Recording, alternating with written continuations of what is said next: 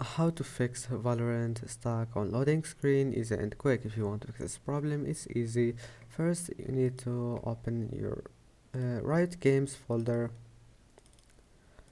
and now once you're here, if you can't find Riot Games folder, right click on Valorant, open file location, then click here to go back, and here we'll find Valorant.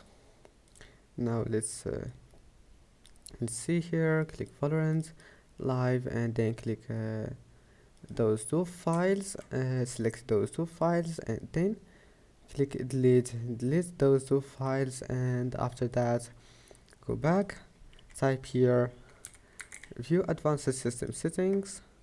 Now go to settings here and click adjust for best performance and enable smooth edges of screen fonts, and click apply and then OK, and that's it. Now your problem must be fixed. Just restart your PC. Don't forget to like, and see you in the next video.